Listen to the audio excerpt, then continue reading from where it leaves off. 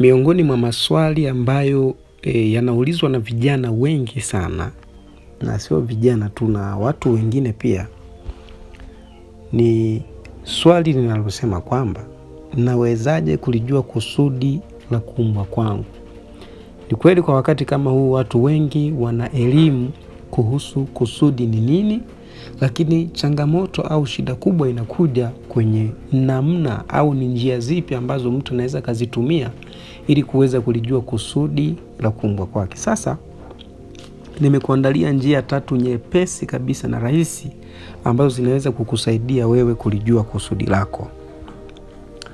Njia ya kwanza kabisa, na kabla sijaendelea nikuambie kwamba hizi njia 3 nitakazoenda kuziweka hapa, unaweza ukatumia njia moja ukalijua kusudi lako, au ukatumia njia 2 ukalijua kusudi lako, au ukatumia njia zote 3, manake combination au muunganiko wa njia zote 3 kulijua kusudi lako. Kwa hiyo unaweza kulijua kusudi lako kwa kutumia njia moja tu ukaweza kulijua kusudi lako, au unaweza ukatumia njia 2, au unaweza ukatumia combination, muunganiko wa njia zote 3 ukalijua kusudi lako. Njia ya kwanza kabisa, njia ya kwanza ni kugundua uwezo ulio nao, abilities. Una uwezo wa kufanya nini?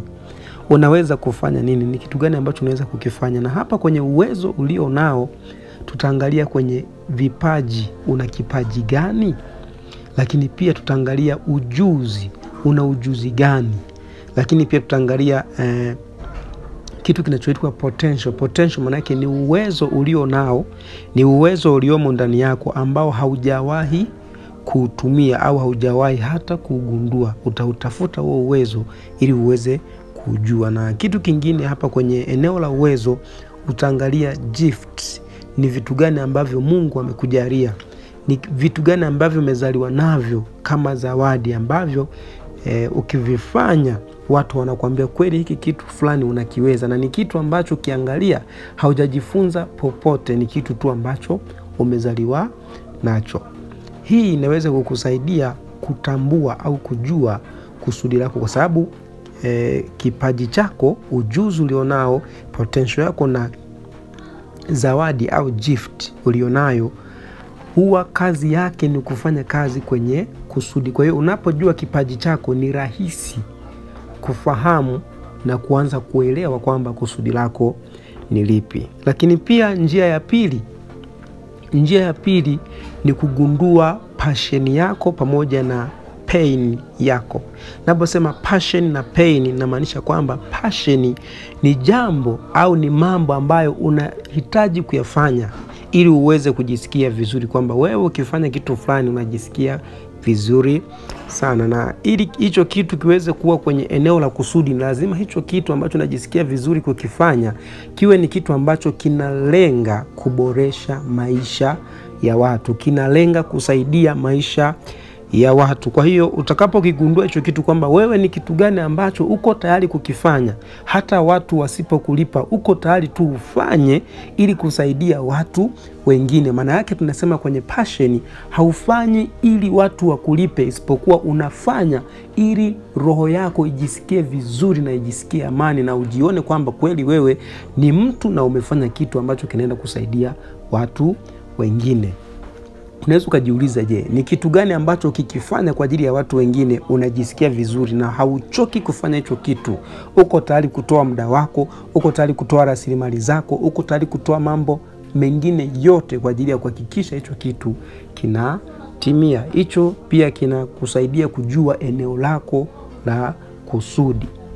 Lakini kwenye pointi hiyo kwenye eneo la pain ni eneo ambalo unakuwa na maumivu.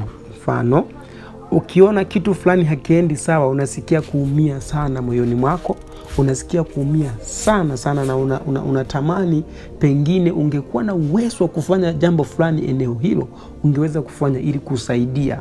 Mfano, unapita sehemu fulani unaona kuna jambo halijakaa sawa, unatamani kwamba kama ningepata uwezo ningeweza kusaidia. Na sifa ya eneo hili la maumivu ni lazima hayo maumivu yawe ya kudumu. Maana yake sio kwamba unapata maumivu leo halafu kesho yamepotea, hapana. jambo linalokuumiza ambalo halijakaa sawa, linatakiwa yawe ni maumivu ya kudumu. Manake maumivu ambayo yanachukua muda mrefu, maumivu ambayo hayakuachii. Maana kuna unajisikia vibaya kuona jambo fulani halikai sawa. Maeneo hayo huwa yanakupa taarifa au yanakujulisha kwamba pengine ni kusudi ambalo Mungu ameliweka ili wewe uje kutatua, au ni jambo ambalo Mungu ameliweka ili wewe uweze kuja kuliweka sawa. Na jambo la tatu na la mwisho ambalo nitaishia kwa siku ya leo kwenye hizi njia tatu za kukusaidia kujua kusudi ni divine ordination, msaada wa Mungu. Yani hapa ni Mungu mwenyewe anakusaidia ili uweze kulijua kusudi lako. Kwa hiyo utahakikisha unamwomba Mungu, utahakikisha unajifunza neno la Mungu, utahakikisha unakaa na watu wa Mungu, unazungumza nao na unapata maelekezo zaidi ili uweze kujua namna ambavyo utaligundua kusudi lako. Na hapa tunaenda moja kwa moja kwenye maombi. Utamwomba Mungu, lakini pia utakuwa mtu wa ibada, utakuwa mtu wa kusoma neno, utakuwa ni mtu wa kujifunza neno la Mungu na kumwomba Mungu. Unavomwomba Mungu pia unatakiwa uelewe ni kwa njia gani au ni kwa namna gani ambavyo Mungu anajibu maombi, ili kupitia maombi yako uweze kuelewa Mungu atakavyo kujibu, uweze kuelewa kwamba ni Mungu amenijibu. Kwa hiyo kutakuwa na njia nyingi au njia mbalimbali ambazo Mungu huwa anatoa majibu kwa wale ambao wanamuomba. Mfano wa njia mojawapo ni kupitia maombi, njia nyingine ni kupitia neno la Mungu, njia nyingine ni kupitia maono, njia nyingine ni kupitia watumishi wa Mungu. Kwa hiyo kuna njia mbalimbali ambazo Mungu huwa anazitumia kwa ajili ya kujibu maombi. Kwa hiyo unapotumia njia hii ya divine ordination ya kumwomba Mungu, usiombe tu. Kabla ya kuanza kuomba, hebu jifunze ni njia gani ambazo Mungu huwa anazitumia ili kuwajibu watu maombi yao, ili na wewe utakapokuwa unaomba Mungu kwa habari ya kulijua kusudi lako, Mungu atakapokujibu uweze kuelewa kwamba ni Mungu amenijibu. Ninapendekeza vitabu viwili uvitafute na uvisome, vitakupa mwanga wa kulijua kusudi lako kwa undani zaidi. Kitabu cha kwanza kinaitwa Core Genius, kilichoandikwa na Joel Nanauka. Kitabu kinaitwa Core Genius, kimeandikwa na Joel Nanauka, na kitabu kingine kinaitwa Kusudi 101. Kusudi 101 kimeandikwa na Adriano Mkonda. Vipate vitabu hivyo na endelea kujifunza zaidi, endelea kusoma, utapata mwanga mkubwa sana wa kulijua kusudi lako. Aidha, kama utapata changamoto unaweza kuwasiliana nami moja kwa moja ili nikupatie vitabu hivyo bure kabisa. Tumia namba 0768 0596 33. Nitafute WhatsApp, nitakutumia vitabu hivyo ili viweze kukusaidia. Asante sana.